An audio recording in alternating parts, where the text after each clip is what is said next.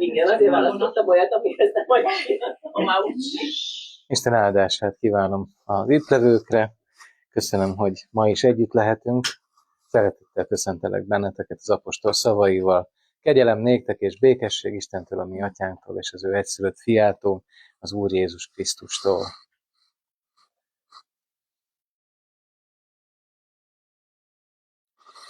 Mi a csodát csináljak?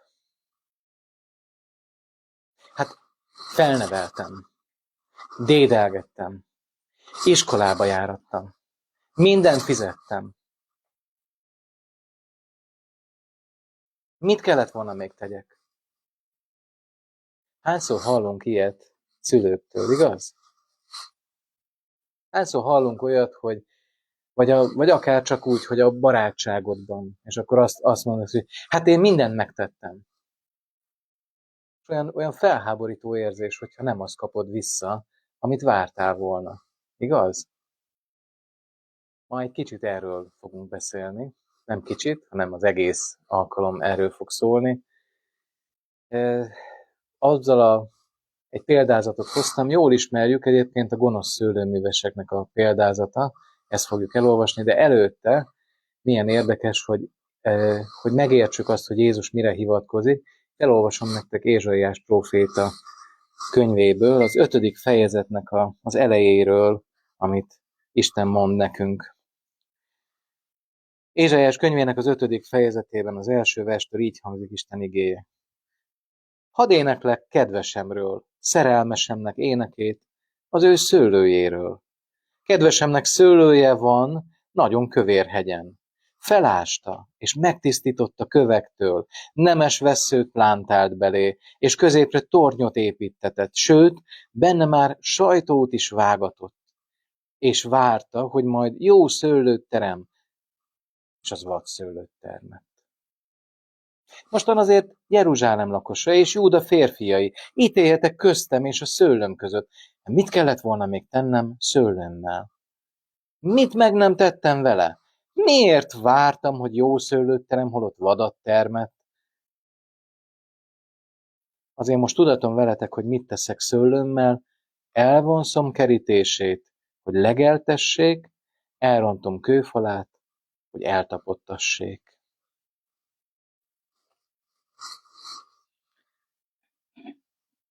Gyertek, imádkozzunk! Úr Jézus, úgy szeretnénk megérteni azt, hogy Te mit mondasz nekünk ma. És azért jövünk eléd, mert nem megszokásból akarunk jönni, hanem azért, hogy Te valóban szólítsd meg a mi bensőnket, a mi szívünket. Olyan nagy szükségünk van erre, mert sokszor annyira tévúton járunk, és annyira nem azt látjuk, ami valójában a mi életünk, nem azt látjuk, amiért valójában itt a földön vagyunk. Nyisd fel a szemeinket, láttasd meg, hogy kik vagyunk mi, és ki vagy Te. Úr Jézus, azért hívunk, hogy a Te szent lelked által magyarázd nekünk a Te szavaidat. Hadd értsük meg egészen világosan azt, hogy mi a Te szándékod a mi életünkkel.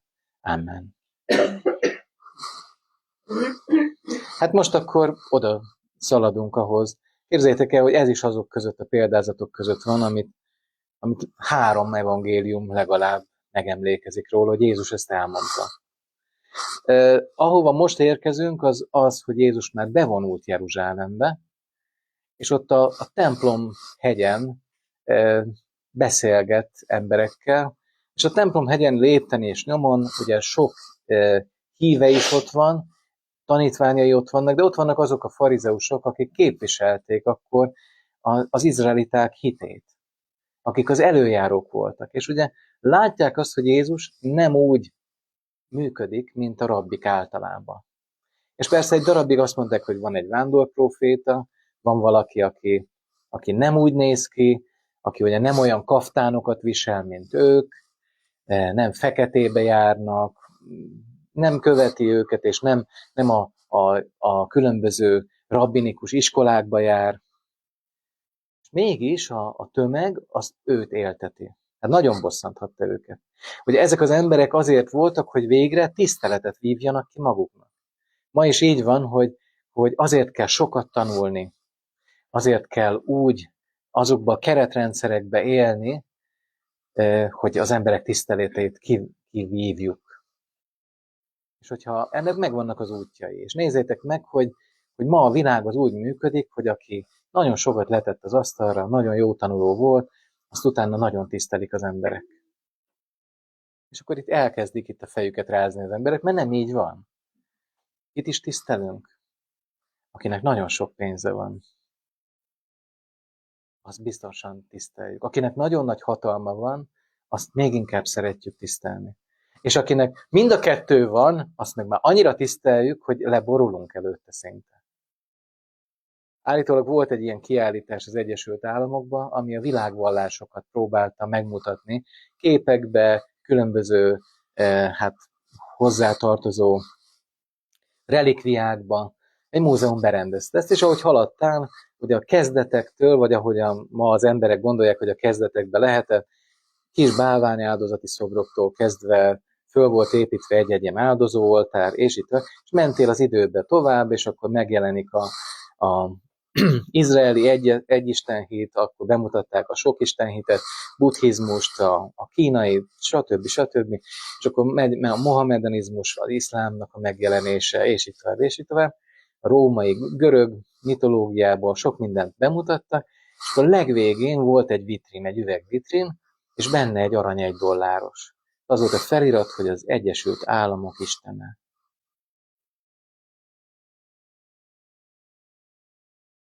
Lehet, hogy most nem értesz egyet azzal, hogy kit tisztelsz, de azért gondold végig, amikor valaki olyasmikivel találkoztál, akiről tudtad, hogy nagy ember, mert annak tartják, hogyan viszonyultál hozzá.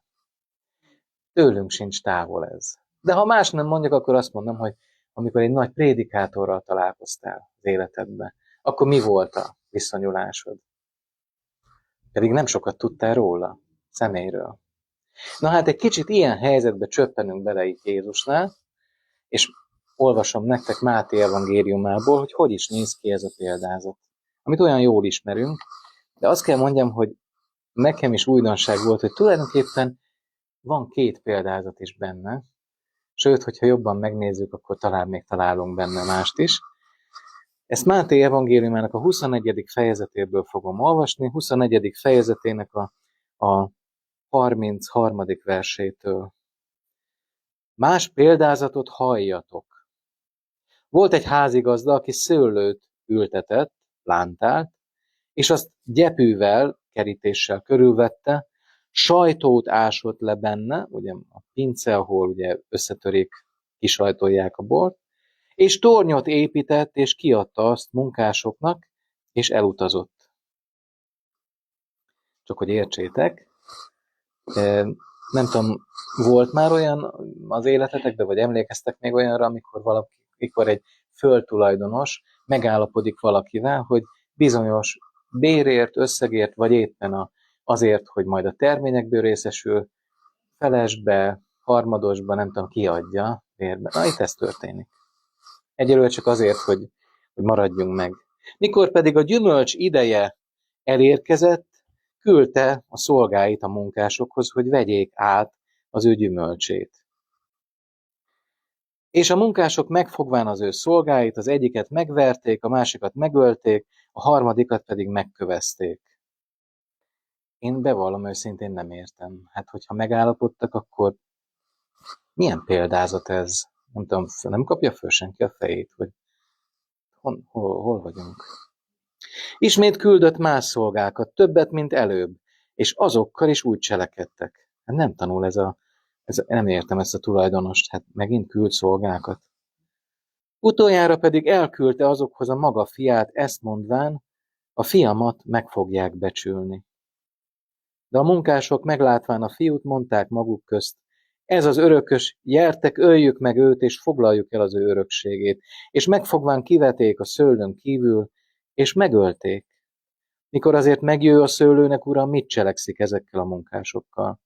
Mondták neki, mint gonoszokat gonoszul elveszti őket, a szőlőt pedig kiadja más munkásoknak, akik beadják majd neki a gyümölcsöt annak idejében. Mondanékik Jézus, sohasem olvastátok az írásokban, amely követ az építők megvetettek, az lett, A szegletnek fejévé az Úrtól lett ez, és csodálatos a mi szemeink előtt. Annak okáért mondom nektek, hogy elvétetik tőletek az Istennek országa, és oly népnek adatik, amely megtermi annak gyümölcsét. És aki e kőre esik, szétzúzatik, akire pedig ez esik reá, szétmorzsolja azt. És a főpapok és a farizeusok halván az ő példázatait megértették, hogy róluk szól.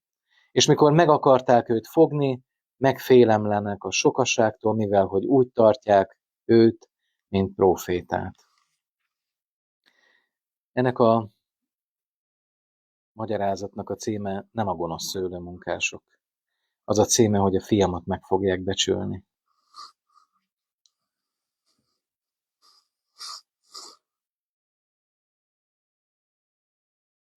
Isten azt mondja, nagyon sok helyen használja ezt a szőlő példázatot. Ő maga azt mondja, hogy én vagyok a szőlőtő. János 15-ben olvassuk.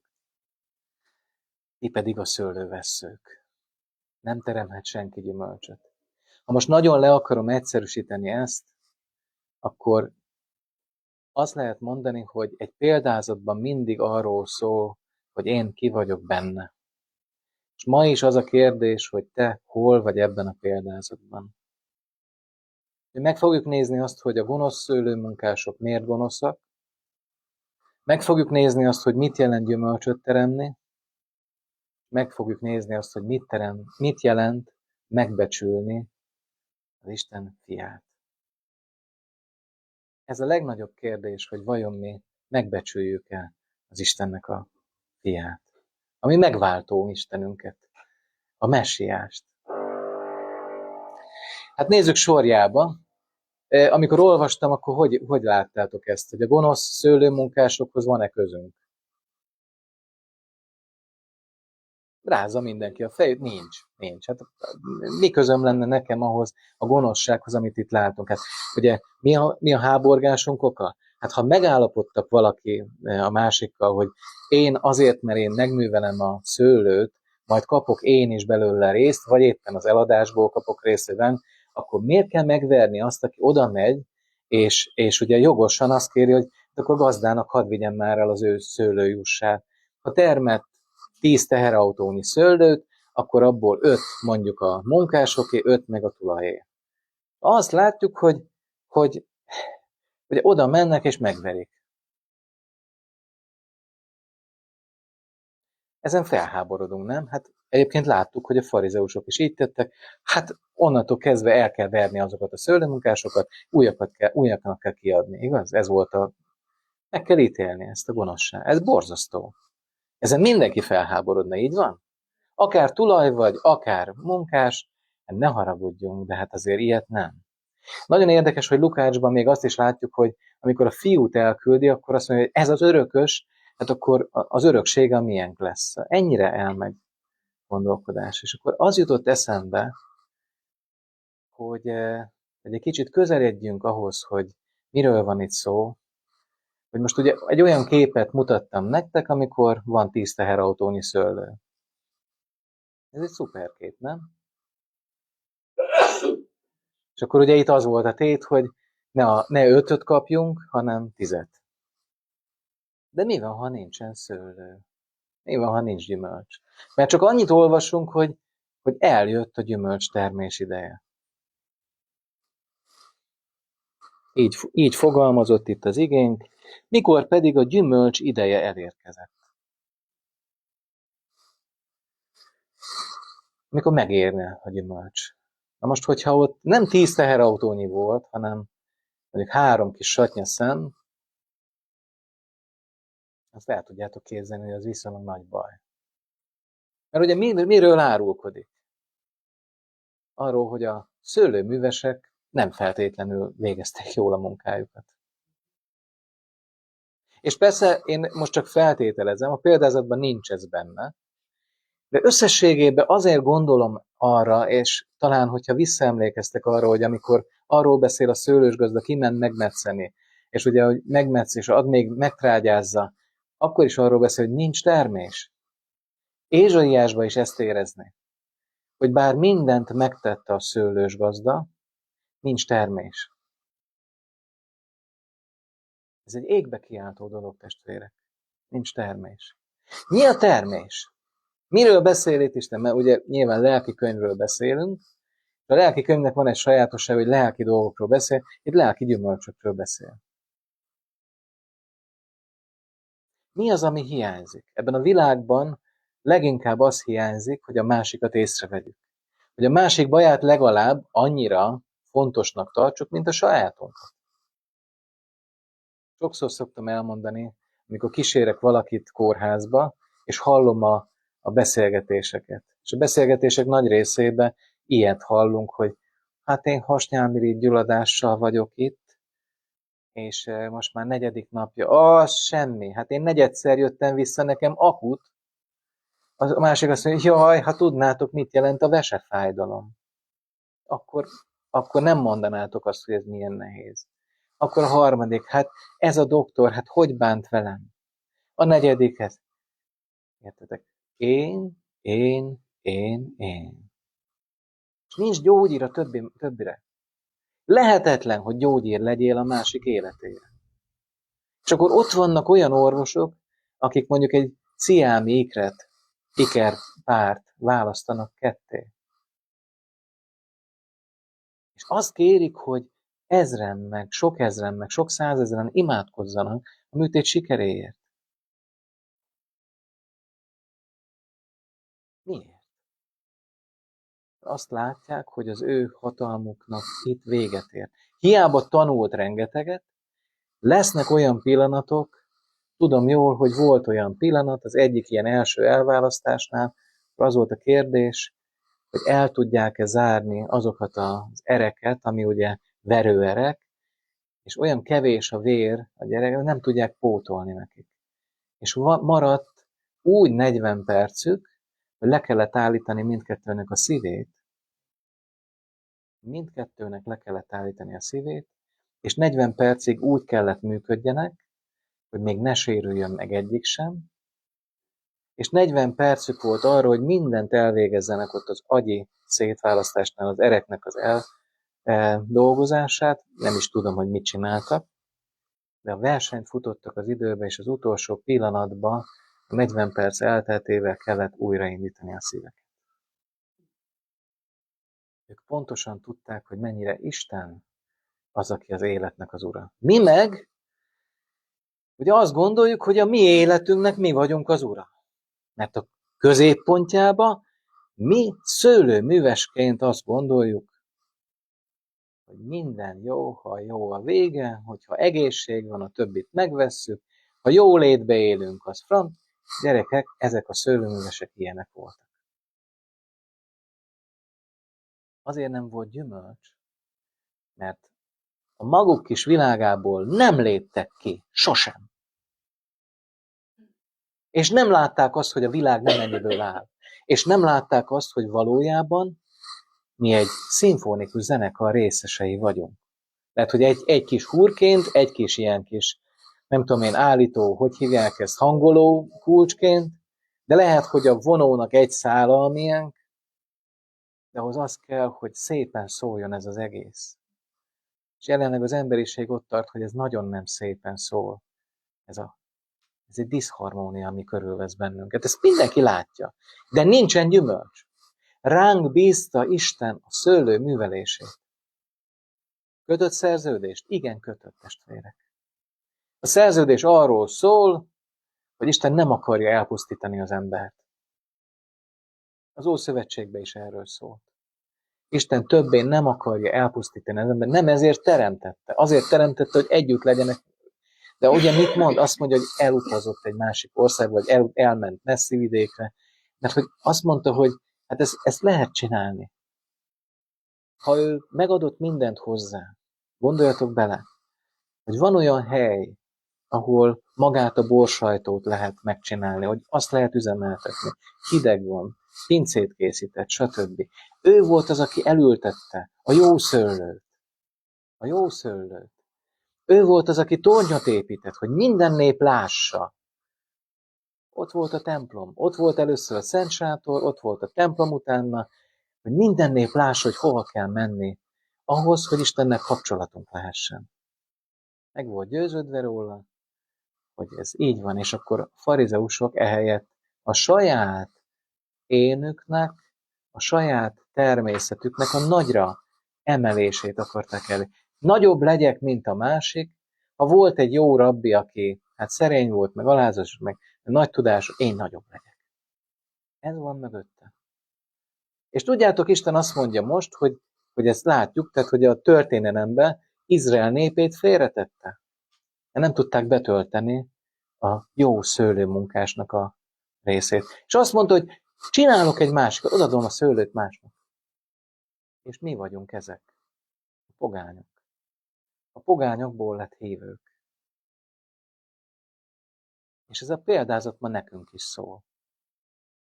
Amire azt mondtuk, hogy ráztuk a fejünket, hogy mi nem vagyunk gonoszok.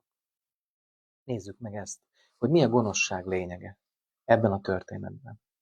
Ha nincsen gyümölcs, akkor aki ezzel szembesíteni akar engem, azt jól verjük el. Tüntessük el az útból. Ma a fülünk azt bírja meghallani, hogy Isten szeret, olyan kedves, eljött hozzánk, stb. Ő mindent megbocsát, kegyelemmel van, ezt nagyon szeretjük. De ha valaki azt mondja, hogy veled baj van, a szívedbe ugyanaz a gonoszság van, mint ezeknél a szőlőmunkásoknál. Mi volt a gonoszság lényege? Rájöttem, hogy nincs bennem szeretet, rájöttem, hogy nem tudok úgy viszonyulni a közösséghez, nem vagyok része a harmóniának, és az a diszharmónia, ami körülvesz ebbe a világba, az itt belül is tombol. Hát hogy meg tudjuk szídni Putyint? Hogy tudjuk szídni Trumpot? Ha én lennék ott, biztos nem ezt csinálom. Testvér, gyümölcs hiányzik az életükből, olyan szépen látom a másiknak a szálkát a szemébe. Így van? De vajon az enyémben látom a gerendát? Látom azt, hogy ugyanez az indulat van bennem? Hát nem tudok szeretni, és amikor nincs gyümölcs az életemben, akkor fogom, és azt, aki szembesít ezzel a dologgal, az az első, hogy neki megyek. Gondoljatok bele, ha csak egy kis igazság van abban, amit mondok. Mikor valaki azt mondja, hogy nem jól teszed a dolgodat, vagy nem jól csináltál valamit, mi az első reakciód? Jaj, hát de jó, hogy elmondtad. Ó, ennyi hiányom volt a mai napra, tényleg. Én még ilyet nem nagyon hallottam. Volt ilyen, amikor megtörtént az életemben. De a legtöbb esetben a következő reakciót hallom, és te? Hát ki vagy te? A bíró vagy? Mi az, hogy megmondod nekem? Meg különben is nem így van. Hát ez nem így van. Én mindent megteszek. Ugye emlékeztek a bevezető mondataimra? Én mindent megteszek. Megkapálom a szőlőt. A rám bízottakat annyira szeretgetem. De azok hát a fülüket nem mozgatják.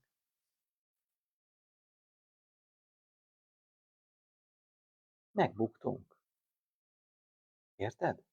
És amikor ezzel szemben kell nézzünk, mert Jézusnak a jelenléte, Keresztelő Jánosnak a jelenléte azt hozta, hogy az embereknek végig kellett gondolják, hogy milyen van az életükkel.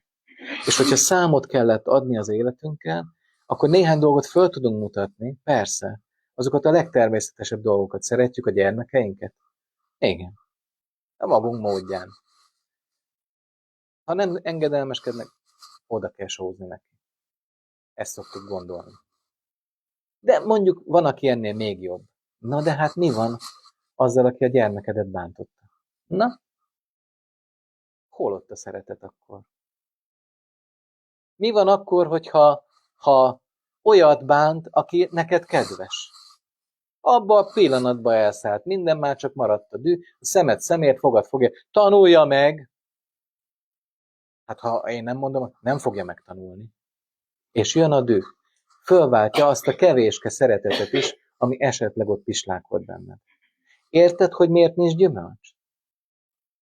A másik, amikor elkezdődik valami, és ugye végig lehetne sorolni a Galata 5.22-be, hogy a lélek gyümölcseiről mit ír. Nagyon tanúságos lenne, mert csak a szeretetig jutottunk, de már ott megbuktunk. Tehát egy mértékletességet. Megelégszünk a fizetésünkkel. Megelégszünk azzal, amink van. Bár így lenne. Ha ez így van, nagyszerű. De csak egy kicsivel legyen több a másiknak. Aki nem tett nálam többet, mi van a szívedben olyankor? Érzed, hogy egyre inkább ránk illik ez a gonosz szőlő munkás? Hát nincsen. Amit felmutassak Istennek? Akkor mi marad? Ha küld valakit, tegyük el lábalól. Isten folyamatosan küldte nem csak az Ószövetségbe a prófétákat, ma is küldi azokat, akik egy picit a tükör tartó szerepébe vannak. Nézd bele! Tegnap előtt nekem azt mondták, hogy mi lenne, ha én is belenéznék a tükörbe. Bántott a dolog, olyan mondta, akire úgy tekintettem, hogy azért mégiscsak én előtte járok. És a tükörbe nem jó belenézni, mert a tükör azt mutatja, hogy baj van a szívedben. Gonoszság ott van. És akkor el lehet gondolkodni, hogy mit csinálunk vele. Itt Jézus azt mondja, testvérek, nekünk, hogy először is ez a példázat arról szól, hogy nincs gyümölcs, és a gonosz szolgák azért akarják eltenni lábalól mindenkit, aki azt mondja, hogy baj van az életedben, és hogy nem jól csináltad az itt létedet, és hogy valójában nem töltötted be az életedbe azt, amiért itt vagy. Betöltötted? Mennyit éltél? Tessenek a szemembe nézni. Hány évet éltetek? Hány évet éltetek Krisztussal? Mit tudtok felmutatni? Ott van bennetek a Szentlélek szeretete? Ott van bennetek, ti vagytok a hordozója annak a világosságnak, amiről Isten azt mondta, hogy elküldte a világosságot ebbe a földbe. Tessenek belenézni a tükörbe.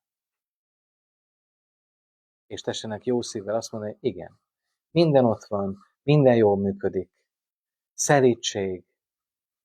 Ott van bennem akkor is a szelídség, amikor valaki nagyon a tyúk szememre tapos. Jó, tetszenek érteni? Hogy miért vagyunk mi azonosak a gonosz szőlőmunkással. És még hogyha nem így lenne, hogy lettünk mi hordozók?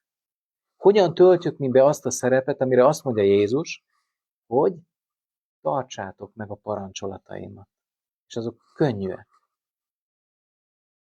Testvér, a legnagyobb probléma az, hogy ahogyan a farizeusok elindultak egy úton, amiben nem volt ott a termés, amit meg lehetett volna enni másoknak, csak az volt ott, hogy külsőségekben nagyon szépet mutatok. Mindent tudok az igéből. Azt is meg tudom ítélni, hogy a másik hol hibázott. Gyönyörű a ruházatom, csak éppen nem hordozom őket. A szőlő munkásnak az a dolga, hogy megfelelő időbe kapáljon, megfelelő módon, ha kell öntözzön, ha kell metszen. Mit jelent ez lelkileg? Nem azt jelenti, hogy úgy kapálok, hogy az összes gyökerét elvágom, hanem a kapilláris kapálásról beszélünk, hogy a kapilláris nedvességet, ezek a talajban ugyanúgy vannak kis csövecskék, ahol el tud párologni a víz, azokat lezárom a kapámmal. A gyökereket nem bántom. A gyökerek jók, és a gyökerek lesznek az életadó nedvességnek a fölvitelére valók. A metszésnél azokat metszem le, amelyekből biztosan nem lesz termés, vagy ilyen vadszőlőt teremnek. Hát minden szőlőfajtának megvan az a módja. Magyarán mit jelent? Hogyha látom azt, akit segítenem kell, akkor úgy metszem le, hogy ő is tudja, hogy ezek rossz irányok. Ne menj erre. Segítem őt ebben. Észreveszem és segítem. Az öntözés. Hát testvérek, hogyha nem tudok örülni együtt a másiknak az örömén, az biztos, hogy szárazságot hoz. Ha nem tudok sírni a másik baján, ha nem tudom fölvenni a terheit, akkor sosem kap szomjoltó vizet, amire várna. Egy ölelésre, egy jó szóra, egy helyén mondott dicséretre. Értitek? Ezért lennénk itt a Földön, hogy ebben a harmóniában tudjunk együtt zenélni. És nem csak az első hegedűst irigyelni, majd ha én oda kerülök első hegedűsnek. Mert az első hegedűs egy fúvolista nélkül nem sokat ér. A karmester meg első, meg másod, meg harmad hegedűsök nélkül nem sokat ér. Nem lesz belőle szép. És az összkép semmit sem ér, hogyha nem együtt hangolódnak rá a dolgokra. Ott az a nagy káosz, amit szoktunk hallani a szimfonikus zenekaroknak a behangolásánál. Hát milyen diszonáns hangok össze-vissza, az egész egy nagy katyvasz, majd utána jön a karmester, és azt mondja, hogy és akkor a dob halkan megszólal. Tam, terededem, terededem, tam, tam, terededem, terededem, és egész végig ott lesz, és egyre erősebben, és úgy emeli föl a karmester szavára, aztán bejön a fúvola, minden, és a végén egy gyönyörű összhangzottan, és amikor ezt csinálja a karmester, akkor minden elhallgat. Ez a parancsolat. A parancsolat nem az, hogy egy hegedűt, azt így kell. Semmi. Érted? De amikor azt mondom, hogy a parancsolat az, hogy ne ölj, és akkor abból hülyeségeket vonok le, vagy azt mondja az Isten, hogy a szombat azt meg kell tartani, és akkor én elkezdem a billentyűt keresni a gordonkán, abból nem lesz semmi. Értitek? A parancsolatot Isten mondja, mint a karmester. Most lépsz be. Most emeld föl. Most fújd meg. Hát, bocsássatok meg, de mit szólna ez a harmonika, hogyha be akarnék fújni? Ha keresném, hogy hol a luk rajta. Mert én azt találtam ki, hogy ez egy fúvós hangszer, levegővel működik. Biztos be kell fújni. Értitek? Lelkileg is ugyanígy vannak ezek a dolgok. Vagy a hátfára azt mondom, hogy ide a nyakamba kell fölvenni, és keresnék egy nagy vonót, amivel minden ezért elérnék. Jó ötlet, csak éppen nem arra van.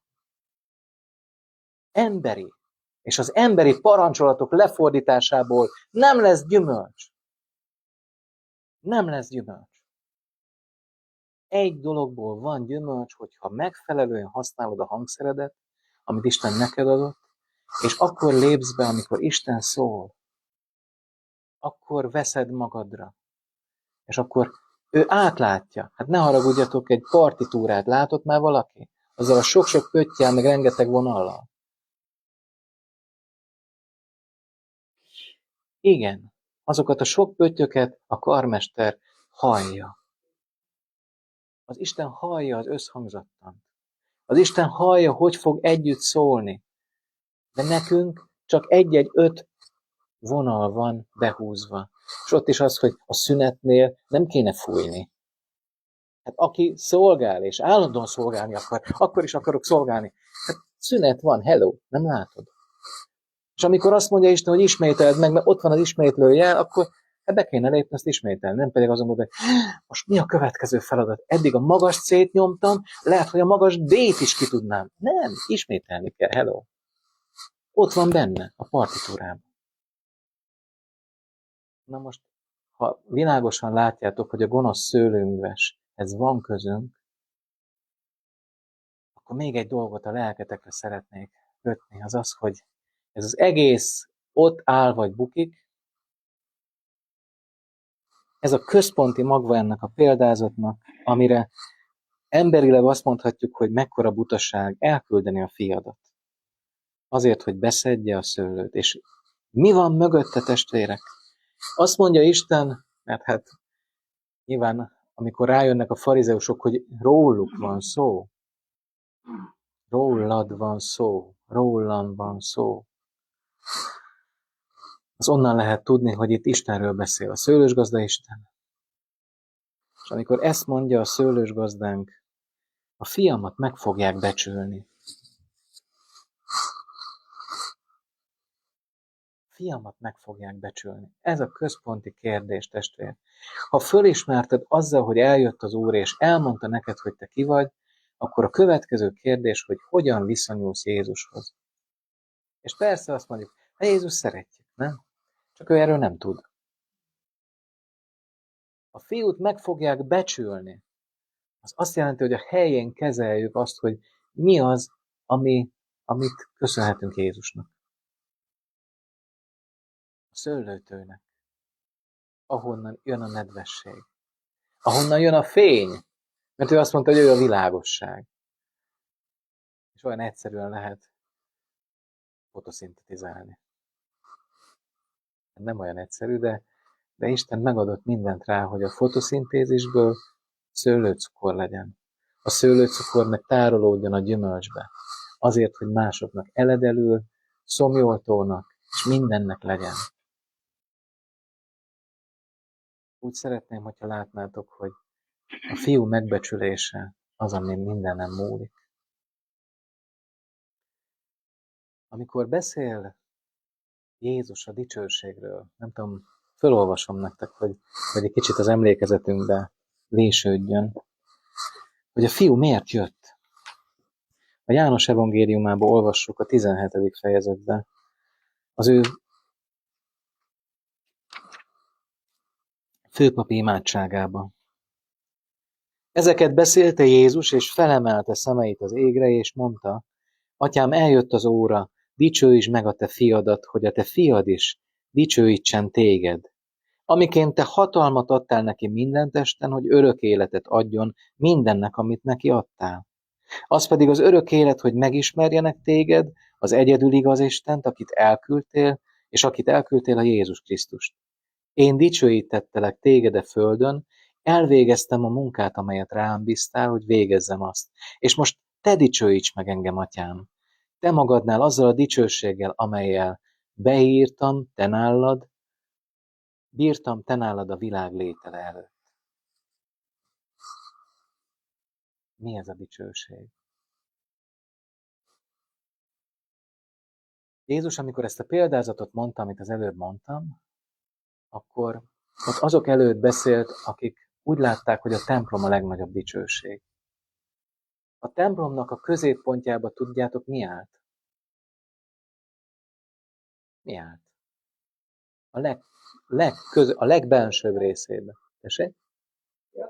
A frigyláda. A frigyláda, ami mit tartalmazott? Áron veszélyét, a kőtáblát. Kőtáblát. Leginkább a kőtáblára hivatkoztak. Áron veszélyre már nem gondoltak. Igen, említették, csak mire voltak büszkék a farizeusok. Le van fedve a 2 kőtábla. Erre voltak büszkék. Mózes megkapta a parancsolatokat. Ott van a partitúra. Erre voltak büszkék. Én nem emlékszem, hogy annyira hangsúlyozták volna, hogy Áron kivirágzott fesszeje az akkora nagy dolog. Nem emlékszem arra sem, hogy azt mondták volna, hogy hát a manna milyen jó, hogy ott van a frigyládában. Az Isten igéje, a Szentléleknek a megújító ereje, hogy gyümölcs legyen a virágból, a törvény pedig azért, hogy világossá tegye, hogy mi vagyunk a gonosz szolgák. Értitek? Egyébként már nem volt ott a frigyláda sem. Hűlt helye volt. Nem volt mire büszkének lenne. Már rég nem tudjuk, hogy mit akarunk csinálni. Mi az mi feladatunk ebbe a világba. Elveszítettük a fonalat.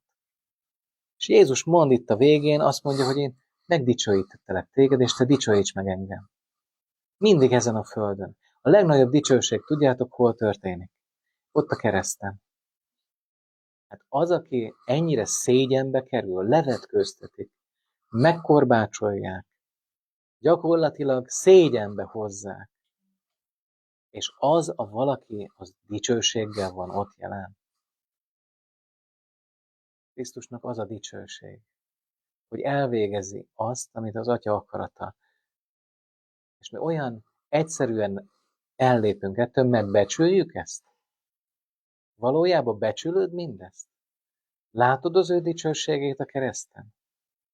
Látod azt, hogy hogyan dicsőítette meg az Atyát? Megbecsülöd a Fiút?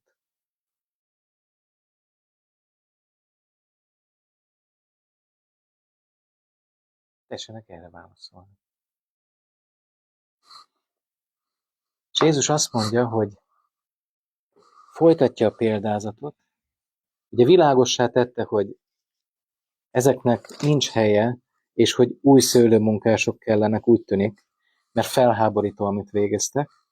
És azt mondja, sosem olvastátok az írásokban, amely követ az építők megvetettek, az lett A szegletnek feje az Úrtól lett, ez csodálatos a mi szemeink előtt. A farizeusok olvasták ezt? Egész biztos. Megvetették mindazt, amit kaptak. Szövetségként. Mit vetettek meg, testvérek? Azt, hogy nekik szükségük van az Istenre. Azt vetették meg. A gonosz szőlőmunkások ugyanezt gondolták. Működnek Isten nélkül. Nem kell, hogy kiderüljön, hogy nincs gyümölcs. Az a föld, az jó lesz. Majd munkálkodunk, műveljük, az örökség a fontos, megszerezzük. És ez van a mostani egyházaink szívében is.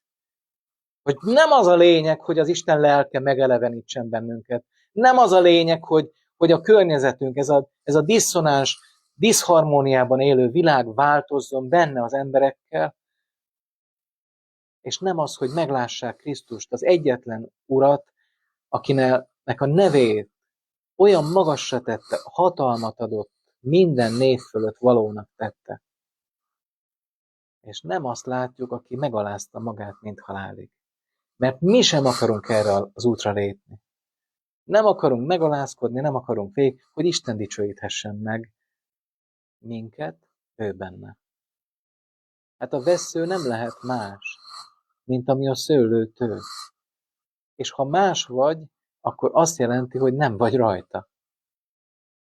Akkor nem tartod magadat az ő parancsolataihoz. Van-e ebből kiút? Remélem van még időm hozzá. Ezért érdekes a második fele a példázatnak. Ugye azt mondja, hogy ha nem olvastátok, az azt jelenti, hogy nem lett a szívetek része, hogy az Úrtól lett ez, és csodálatos a mi szemeink előtt. De az a kérdés, hogy hiszel-e így ő benne. Akkor is ez volt. Ézsaiás 53 így kezdődik. Ki hitt a mi tanításunknak? És az Úr karja kinek jelentetett meg? Mert a dicsőséget máshol kerestük. A dicsőséget abba kerestük, hogy majd a messiás eljön, leigáz mindenkit, rendbe teszi a rómaiakat úgy, ahogy vannak, és akkor nekünk fantasztikus helyünk lesz, és mindenki látja a világosságot. Ma azt hirdeti a legtöbb gyülekezet, hogy legyél jó fiú. Legyél fantasztikus jó, tépjed a zongorák húrjait, ütögesd dobként a citerádat, mert mi tudjuk, hogy mit kell csinálni az összhangzottanba. Nem tudjuk.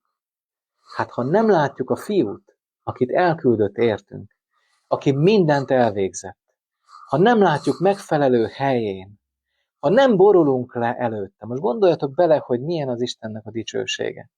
Amikor János apostol találkozik vele a Jelenések könyvében. Jézussal. Azt mondja, mint egy emberfiához hasonló volt.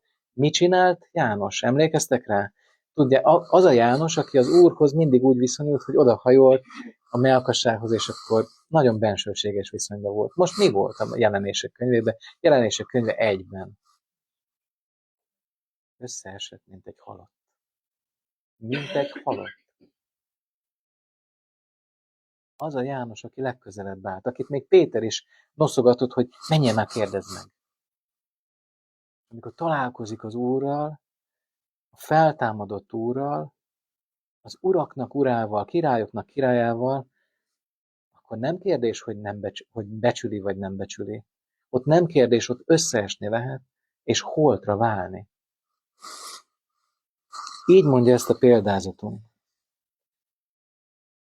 És aki erre a kőre esik, szétzúzatik. Ez a kő, amit megvetettek, ez maga Jézus. Aki erre esik, szétzúzatik. Az első lépés az, hogy ha még van lehetőséged, akkor ess erre a kőre. Térdre rogyva, összetörve, hogy végül holtra válva tudjál jó hangszere lenni az Istennek. Felhangolt, ráhangolt, áldott eszközévé válni.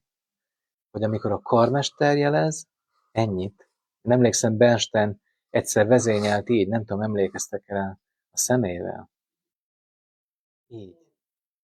Szemeimmel tanácsollak téged. Leonard Bernstein a szemével vezényelt.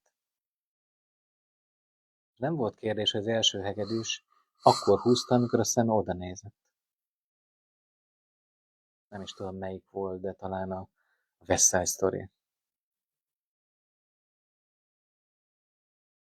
Ott vagy-e? Szétzúzottál-e már ezen a kövön? Ráestél-e már az Istennek a drága kövére? Holtan? Hogy nem abban van az életünk, hogyha magunkat fényezzük, ha magunkat jobbá tesszük, ha elhisszük azt, hogy mi ügyesek vagyunk. És lehet dönteni másként. Én nem akarok ezzel szétzúzatni. Én el akarom tüntetni azokat, akik hülyeségeket mondanak nekem, akiket küldött, és legfőképpen Jézussal se akarok semmit csinálni.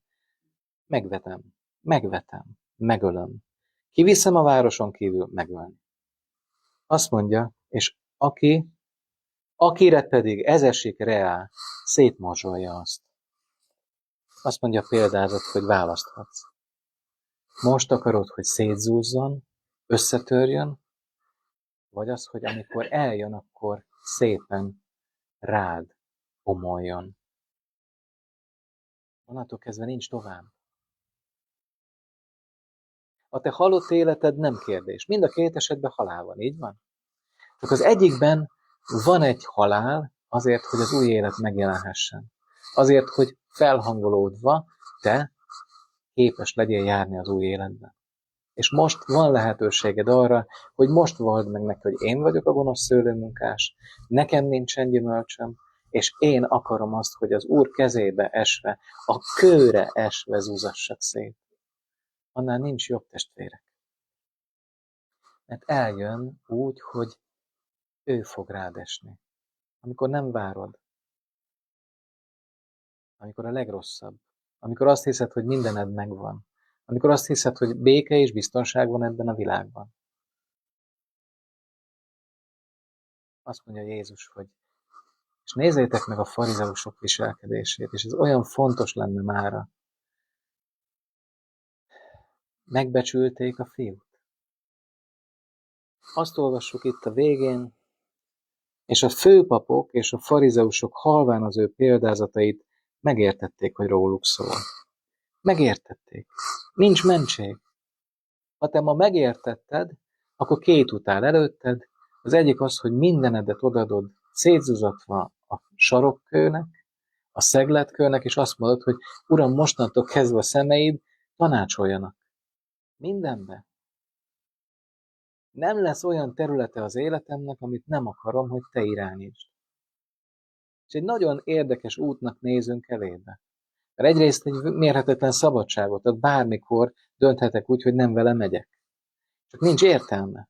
A farizeusok ott helybe eldöntötték, hogy bár róluk szól, de nem akarnak Jézussal menni. Bár róluk szól az egész, és bár nincs ott a frigyláda a szentek szentjébe, Jézus, amikor a kereszten van, és ugye megnyílik a kárpit, akkor mindenki számára látható lesz, hogy nincs belül a frigyláda. Új szövetségre van szükség. Mert az a szövetség, amit kötött velük Isten, nem létezik. Csak a hűlt helye volt.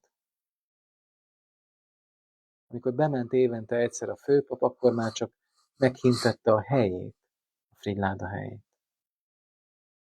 És bár róluk szólt, de azt mondták, hogy nem lehet messiás Jézus.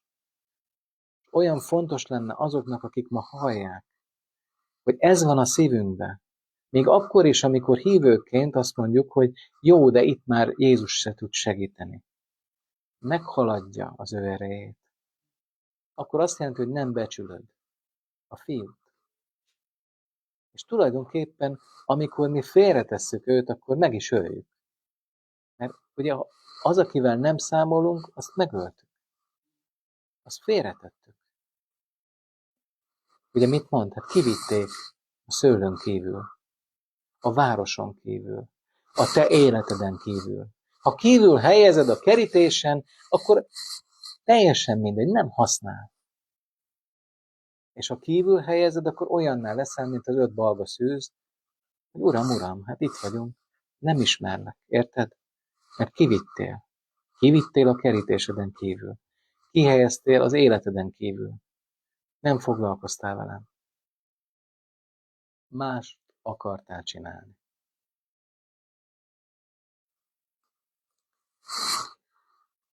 És mikor meg akarták őt fogni, megfélemlnek a sokaságtól, mivel hogy úgy tartják, mint prófétát.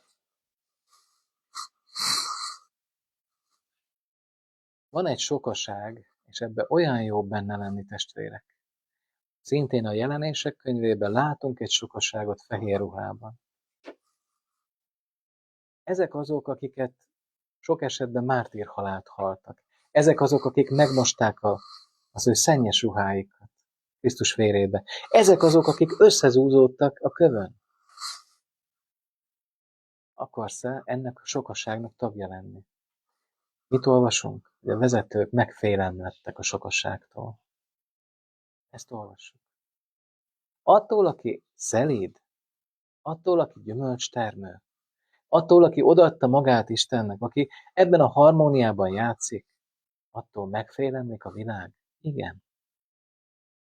A világ vezetőinek a legnagyobb ellenfele az, akit nem tudnak a hagyományos értelemben megfélemlíteni, megbántani, akik akkor is szeretik őket, hogyha ők bántják. Akarsz-e ilyen tömegnek a részese lenni? Akit Jézust úgy látja, mint az egyszülött fiút, a messiást, a legnagyobb hatalommal rendelkezőt, akinek Isten odaadott minden hatalmat, mennyen és földön, és minden térd meg kell hajoljon az ő nevére, mennyieknek, földieknek és föld alatt valóknak egyaránt. Ezért nem lehet őt megfogni.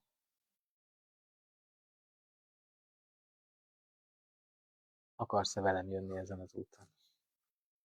Akarsz-e úgy járni, hogy a mennyben azt mondja majd, hogy jó van, jó és hű szolgám,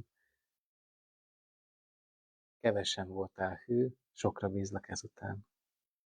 Menj be a te uradnak örömébe. Milyen jó lenne így lenni, nem? Milyen jó lenne, hogyha ezt kapnánk, és nem azért, mert mindent jól csináltunk. Egy hindu emberről olvastam. Ez a hindu ember megpróbált tökéletes életet élni, abba a kasztba, amibe tartozott. Nyilván azzal a reménységgel, hogy jobb lesz az életében. De így indulunk, hogy megtisztulni a mi lelki dolgainktól. És volt ott egy kis misszionárius közösség, akikhez rendszeresen ő is eljárt, de még sokan mások, több éven keresztül hiába hirdették Isten igéjét, senki meg nem tért. Senki. Mindig meghallgatták őket, hazamentek. Meghallgatták, hazamentek. Egyszer jött ez egy nagyon komoly lelki vezetője is volt ott annak a kasznak. Egyszer bejött, és azt mondta, hogy szeretnék csatlakozni az Úr Jézus seregéhez, és szeretnék megtérni. És így nagyon kételkedtek, hogy most mi ez? Most próbára teszik őket, vagy mi? És elkezdtek kérdezgetni, hogy ez most mi van? Most tényleg komolyan gondolja? Megérti-e egyáltalán az evangéliumot? Valami mást hallott ki belőle? Vagy hogy van? És elkezdte mondani ez a hindu ember, hogy én évek óta figyelgetlek benneteket. Ti ugyanolyan elesettek vagytok, mint mi. Ugyanannyira rosszul csináltok dolgokat, mint mi. Nagyon sokszor látom, hogy szeretetlenül, meg elesve estek keltek.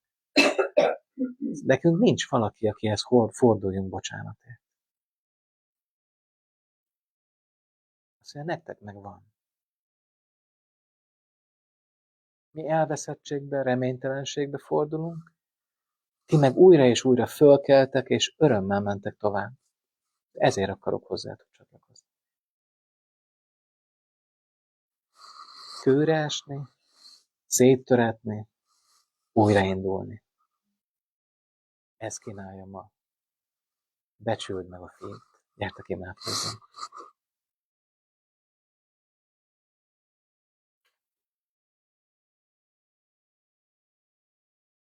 Hát nagyon nem jó kőre esni, Uram. Emlékszek rá, hogy milyen volt, amikor a térdemet ütöttem be, vagy mindenemet.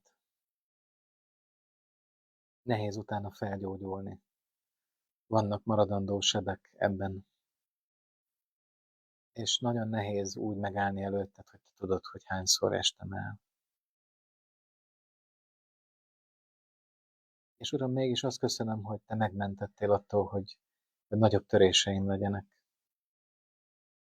És elém tartottad újra és újra a tükröt, hogy nézzek bele, hogy valójában az én készülékemben van a hiba.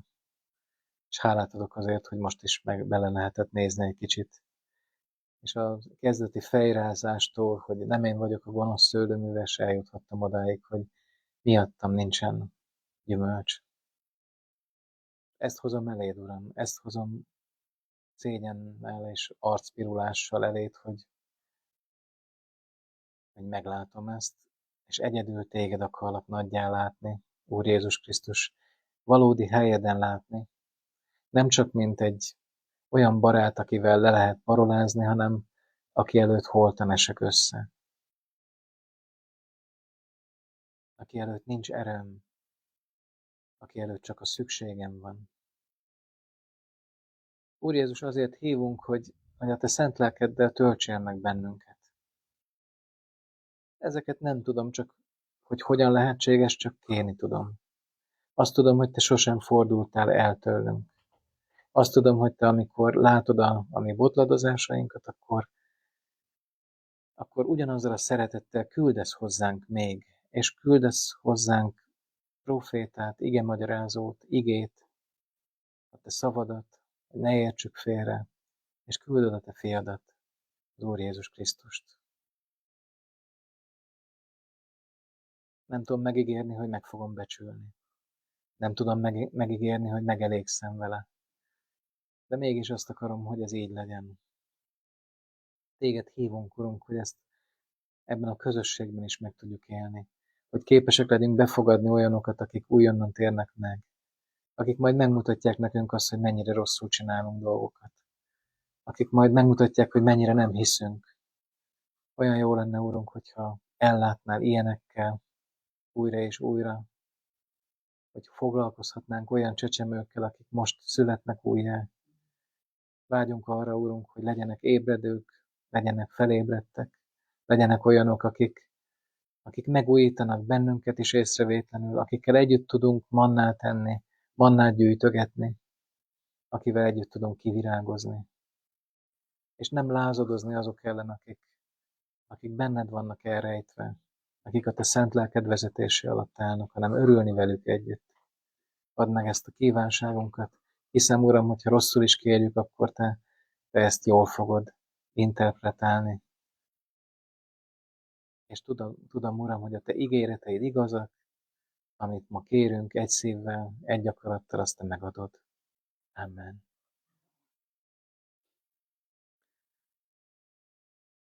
Hát, drága testvérek, mi még maradunk úrvacsorázni, de mindenkit szeretettel köszöntünk és bocsátunk el. Legyen meg az Úr akarata a ti életetekben, és legyen meg az ő akarata abban, hogy azt mondta Jézus, szeresd az Urat, a te Istenedet teljes szívedből, teljes lelkedből és teljes elmédből, és szeresd fele barátodat, mint magadat. Amen. Isten áldjon benneteket, Isten velük viszontlátásra.